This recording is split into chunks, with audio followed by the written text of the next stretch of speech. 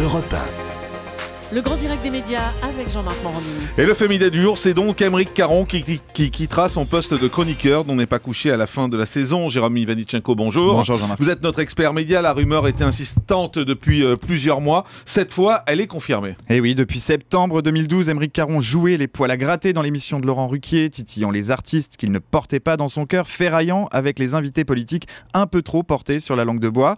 En juin prochain, après 3 saisons, il quittera donc le Late Show du samedi soir. Alors en effet, la rumeur de départ du chroniqueur était évoquée depuis la fin de l'année dernière. En novembre, dans le magazine Le Tube sur Canal+, Aymeric Caron avait lui-même laissé entendre qu'il réfléchissait à l'idée de quitter On n'est pas couché. Il se refusait à faire la saison de trop et expliquait s'en être ouvert à Laurent Ruquier dès la fin de la saison dernière. Laurent Ruquier qui a donc confirmé ce départ ce week-end à TV Mag, affirmant que le renouvellement des chroniqueurs au bout de 3 saisons était une bonne règle. Et ce matin, Aymeric Caron confirme donc cette information au journal Le Parisien.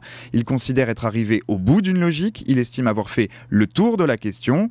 En octobre 2012, il racontait ses choix de carrière au journal Direct Matin. Lorsqu'il ne sentait plus d'épanouissement dans son travail, à chaque fois, il était parti. Cela semble donc être le cas aujourd'hui. Et Aymeric Caron qui en profite également pour régler quelques comptes avec Natacha Polony. Et oui, Aymeric Caron a passé 2 saisons aux côtés de la chroniqueuse, transférée au Grand Journal depuis la rentrée dernière. Et dans cette interview ce matin, il ne peut s'empêcher de tacler son ancien acolyte, avec qui, faut-il le rappeler, les relations étaient extrêmement compliquées. Il explique qu'actuellement, tout se passe très bien avec Léa Salamé et ajoute avec une petite dose de perfidie, mieux qu'avec Natacha Polony. Forcément, la brèche s'ouvre, une brèche dans laquelle la journaliste qui interroge Aymeric Caron fonce tête baissée. On la comprend un peu. Il explique alors que Natacha Polony est une idéologue, que cela tournait à l'affrontement dès qu'elle défendait des idées, souvent à l'opposé des siennes. Le duo s'est beaucoup tendu, conclut-il. On le confirme à Aymeric Caron, on avait un peu remarqué en effet. Alors, la question qui se pose désormais, c'est qui pour remplacer Aymeric Caron ? Eh bien, pour Laurent Ruquier, il est bien trop tôt pour parler de la suite. La saison passée, l'animateur avait attendu le mois de juin pour annoncer le nom de Léa Salamé en remplacement de Natacha Polony.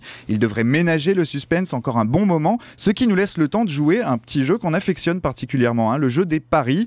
Qui pour rejoindre Léa Salamé ? Une femme, ça se pourrait. Un duo 100% féminin, c'est déjà arrivé à l'époque du tandem Natacha Polony-Audrey Pulvar. Audrey Pulvar, tiens, qui pourrait d'ailleurs se laisser tenter par un retour à On n'est pas couché, pourquoi pas.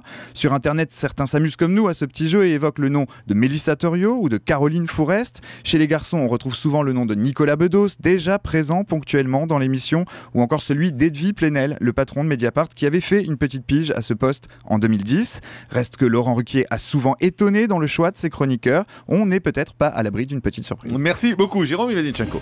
Le grand direct des médias, Jean-Marc Morandini.